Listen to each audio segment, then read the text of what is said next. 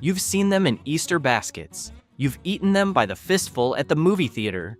You've definitely fished your least favorite flavor out of a jar on someone's office desk. Looking at you, black licorice? But here's a question nobody asks enough.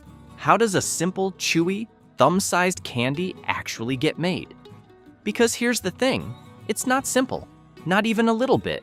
Making a single jelly bean is a meticulous, almost obsessive art form that can take up to 2 full weeks from start to finish. That's longer than some people's vacations, longer than most trends on the internet. For a bean, a candy bean, let's get into it. Step 1, the slurry. It all begins in what is essentially a very dramatic kitchen. Candy makers start with what they call a slurry. And yes, that is the technical term. And yes, it sounds a little gross. And yes, we're moving on. The slurry is a precise mixture of sugar, corn syrup, cornstarch, and water. Not eyeballed, not approximate, precise. Because in the candy world, a few grams off can mean the difference between a perfect chew and something that could double as a hockey puck. This mixture gets loaded into massive copper kettles, some holding hundreds of gallons at a time, and boiled until it hits the exact right consistency. Candy makers are looking for a very specific moment, almost like a chef knowing when a caramel has just turned. Too soon, and you've got soup. Too late, and you've basically made candy glass. Then comes the flavor drop. And this is where things get genuinely interesting. Natural flavors, like strawberry puree, real lemon zest, green apple extract, are stirred directly into the hot mixture. But modern jelly bean makers have gotten adventurous. We're talking jalapeno, buttered popcorn, bacon, grass, dirt. Yes, grass and dirt are real jelly bean flavors. One brand famously built an entire product line around disgusting flavors as a party game, and it has sold in the hundreds of millions. Turns out, people will pay good money to eat something that tastes like a dog's water bowl if there's a dare involved. The global jelly bean market, by the way, is worth approximately $900 million a year. Americans alone consume roughly 16 billion jelly beans every Easter season. If you laid all those beans end to end, they would circle the Earth's equator approximately 5 times, which is insane, which nobody asked for, which is happening anyway. Step 2, the mogul. Once our slurry is flavored and ready, it meets a piece of equipment called the mogul. This sounds like a villain in a spy thriller, and the mogul absolutely has that energy. The mogul's job is to take that liquid candy mixture and pour it, with robotic precision, into trays filled with cornstarch. These trays have been pre-stamped with hundreds of tiny bean-shaped impressions. Think of it like a very serious industrial-grade mold for making the world's tiniest soufflé, except instead of eggs, it's sugar, and instead of a kitchen, it's a factory floor the size of an airplane hangar. The cornstarch acts as a cradle. It holds the liquid beans in their shape while absorbing just enough moisture to start the firming process.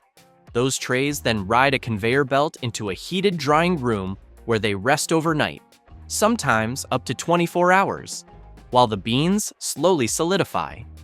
During this phase, absolutely nothing exciting happens, which is actually the point.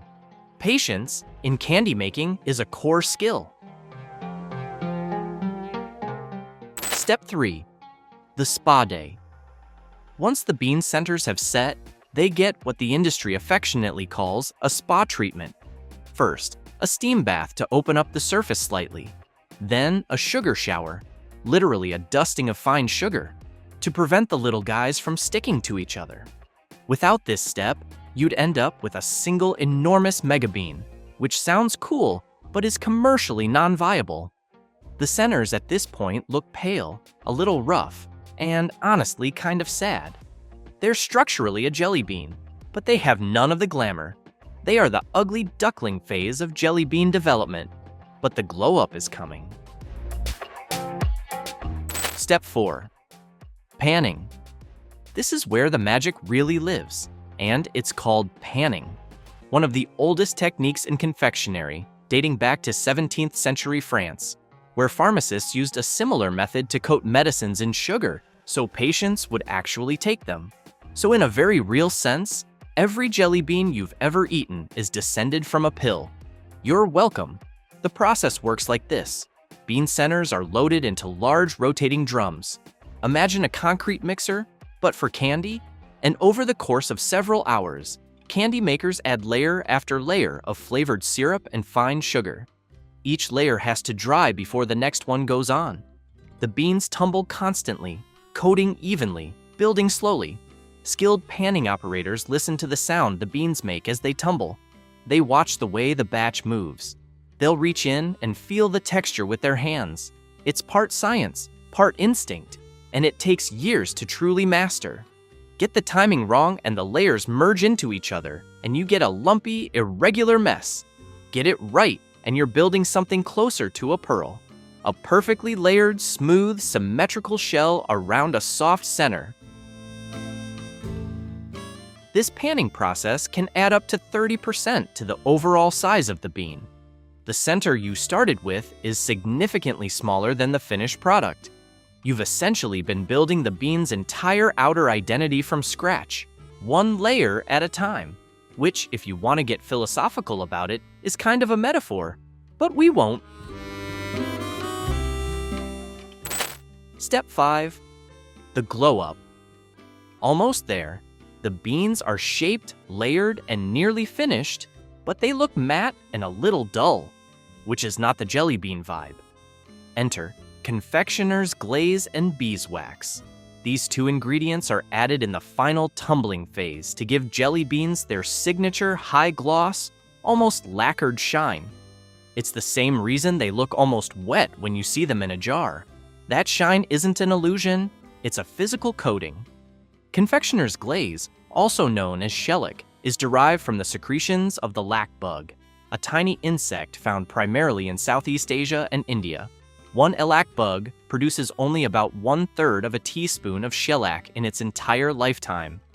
So yes, there's a very small amount of bug byproduct in the shine of your jelly bean. Most people find this mildly alarming. Candy makers find this completely unremarkable. The truth, as always, is somewhere in the middle.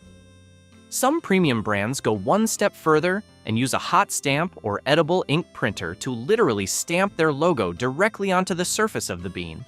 We're talking individual pieces of candy receiving branding. The level of precision required for this is genuinely impressive and also slightly unhinged.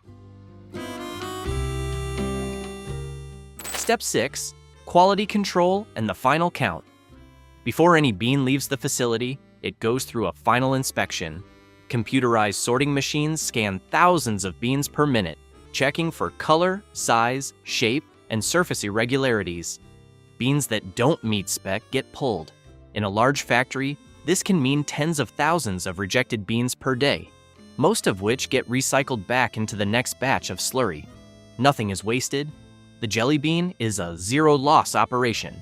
From there, the beans are weighed, sorted by flavor, mixed into blends, and packaged. A standard bag might contain 49 official flavors, in the case of one iconic brand, each one representing days of development, testing, and adjustment before it ever made the final lineup. The takeaway. So next time you reach into a bag and pull out a tiny, shiny, perfectly smooth jelly bean, maybe you eat it immediately, maybe you sniff it first, trying to figure out the flavor, just remember what you're actually holding. It took up to 2 weeks to make.